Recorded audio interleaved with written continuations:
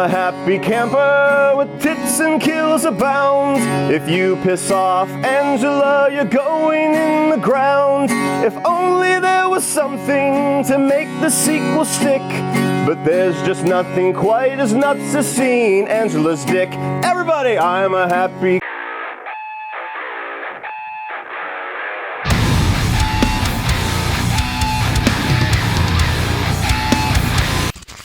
What's up, guys, and welcome back to my Sleepaway Camp review series, and now we are at the second stop, Sleepaway Camp 2 Unhappy Campers. And this is actually the second time I've ever watched this film. Years ago, I heard a lot of people that were fans of the original really praising the sequel, and so I checked it out on good faith.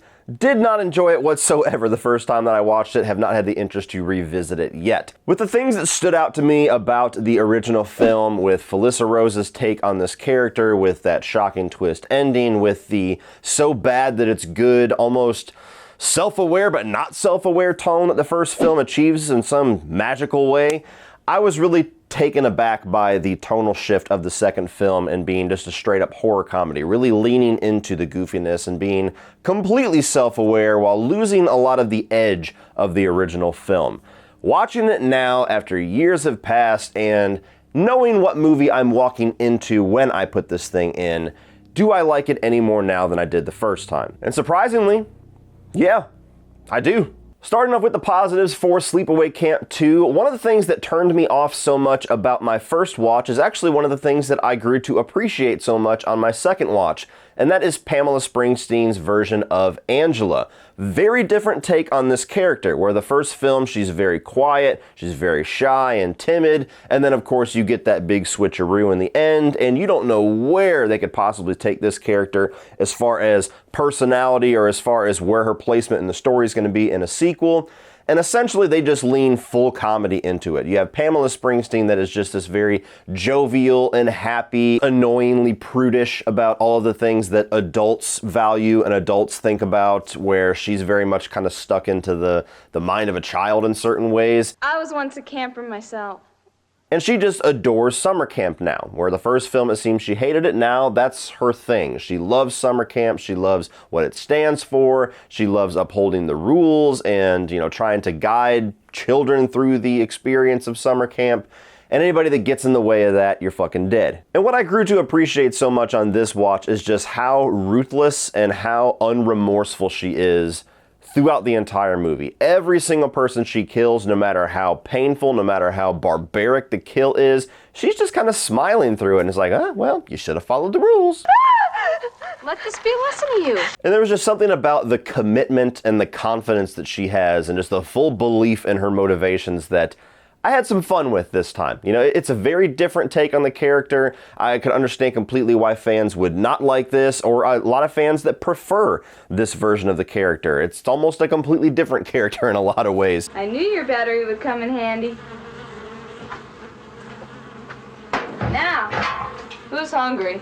And I really enjoyed her motivation, that whole bad camper theme, where she's trying to make everybody be, behaved, and anybody that tries to drink or smoke or have sex or any of the things that all slasher teenagers do, that it's always been kind of like this unspoken rule that if you do any of these things, you're going to be killed. Well, this movie just leans completely into that, kind of like satirizing the subgenre of camp slashers in a certain way, to where that is your ticket to getting killed. If she sees your tits out, if she sees you smoking or drinking or showing any disrespect to the behavior that she finds to be a good camper, your ass is going to be dead within the next 6 minutes. And it's that self-aware approach to this film that I was able to enjoy much more here as well, to where they know the type of movie that they're making. I'm still not convinced that the people that made the first film knew what movie that they were making. It was just, it's too perfectly imperfect for me to think that that was a well thought out plan. That was a beautiful accident.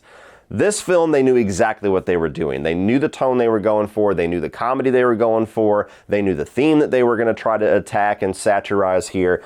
And so I like the fact that the movie knows, all of the cast knows, the script knows exactly the type of movie that they're trying to make here. And for the most part, I think that they succeed. And when you have a film that's going for this very unserious horror comedy approach, it helps when the whole cast especially knows. I mean, all of the people here are not taking this this too seriously. There's nobody that stands out that's really trying to like have a huge career in Hollywood. They're just having fun making a trashy slasher film in the woods. There's even this weird quality to where they're so self-aware of the horror comedy tone and the era that they're kind of poking fun at that all of the characters are named after like 80s Brat Pack actors. You've got TC for Tom Cruise, you've got Demi Moore, and everybody. Charlie Sheen is one of the kids. Look through the cast. There's probably not a single character that's not a recognizable actor name from the 80s. And that's just this weird hidden quality that also adds a bit of fun. And going along with being a self-aware slasher film, they know what slasher film fans of the 80s wanted. There is a ton of tits and a ton of kills in this movie. I think 18 deaths I counted in here. What are you looking for? A gun? No? A drill.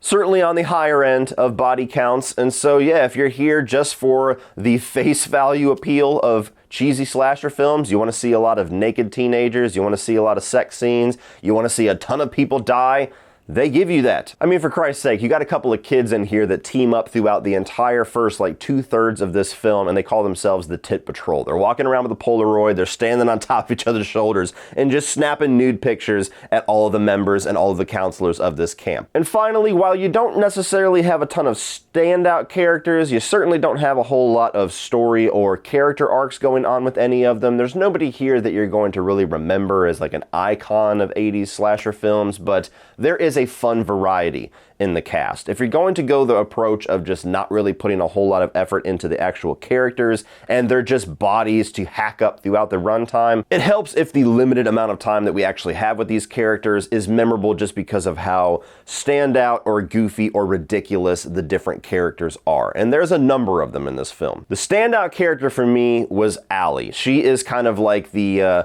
camp slut, I guess. We're introduced to her where she got her tits out, okay? That's pretty much what they're going for. She's showing her tits, and it's like, here's this character. And the rest of the film, they pretty much follow through with the initial theme that they're going for, to where there's like a whole storyline right before her death where she goes through the craziest sequence of events that I've seen in recent memory of a slasher film. She wants to fuck this guy Sean. She really wants to fuck this guy Sean. He's not really interested. He's more interested in the what ends up being final girl of the film. She tries this dirty little wet t-shirt trick at the pool trying to get him to come over to her, and that doesn't work. She basically does everything short of just ripping his shorts off and taking it, and then eventually just finds this guy Rob and starts fucking around with him to hold herself over, leading to one of the funniest sex scenes that I've seen in a long time, where she's literally being dragged across the floor. It's like, goddamn, let her walk. And then she spends about like 90 seconds trying to guide this poor bastard who apparently thinks that the clit is around the belly button. That's not it. Why is he having sex with her belly button?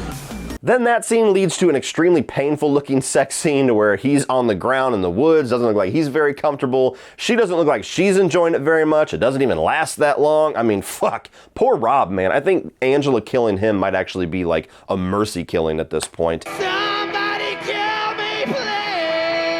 And then she finally pulls out the role model that we all knew was inside of Allie and asks him whether or not he had AIDS. Guys, let's get serious for a minute. For any of you kids watching, if you do choose to follow in the path of any of your favorite 80s slasher victims and practice sex, always take a page out of Allie's book and make the extra effort to practice safe sex.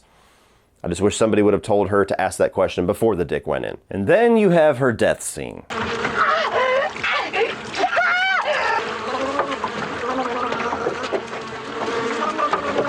Let me tell you something, sweetheart. If you're in an abandoned cabin out in the middle of the woods gargling shit like Listerine, AIDS is the least of your worries. Moving on to the mixed, and the only thing I'll say that I'm kind of torn on with this movie is the effects. Now, they're not terrible, but they're also not great. You know, this is a movie that is that goofy tone, so it's not like I expect Tom Savini level kills or anything like that in it, but there is a bit too much of a cheap quality to it for me whenever it's a movie that's certainly trying to cover up some of its flaws with a padded out body count, and even just the first kill of the movie lets you know what you're in store for, where this chick gets whacked in the head with this branch, and it just looks like they threw like Smucker's jam on the side of her face. It's not convincing whatsoever. You know, there's a scene towards the end that, you know, gave me a lot of Friday the 13th 2 vibes with like this shrine, where you got this cabin in the woods that Angela has put all of the bodies as almost like a trophy room, and all the effects on all the dead bodies are pretty terrible. I mean, even some of the deaths where you see the actors, you can like see them still like twitching when they're blinking or breathing. It's not very convincing. It's a type of movie where you can forgive that. You know, it's not going for very serious tone. It's not something that's trying to appeal to the more serious and dark side of slashers. It's trying to have a lot of goofy ass fun with it. So that's the saving grace. But the effects team could have done better. And now moving on to the negatives. Now, despite the fact that I have grown some appreciation for the direction that this movie goes in, and if I just want a traditional, almost like stereotype version of what a camp slasher is, this is a movie that will certainly fit that void and fill that bill for me.